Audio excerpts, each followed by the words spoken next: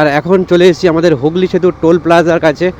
আর এখান থেকে ধরবো টোল প্লাজা। আর আমি প্রায় ভাই আজকে রাইড, তোমরা অনেকে মনে করো না যে রাইড করাটা একদম খুবই ইজিলি ব্যাপার, সিরিয়াসলি এখনও বলবো খুবই ইজিলি ব্যাপার, কিন্তু বাইকের পিছু পরে বসে থাকা, আর এটা আমাকে অনেকেই কমেন্টও করেছে যে ভাই বাইকের উপরে বসে থাকো পিছন গরম হয়ে যায় না? অবভিয়াসলি পিছন তো গরম হয়ে যায়, তো তারপরেও কিন্তু এই জিনিসগুলো আমার খুবই ভালো লাগে। ঠিক আছে, বাইক চালাবো সবার সাথে, মানে নিজের মতো করেই ঘুরতে ঘুরতে যাব।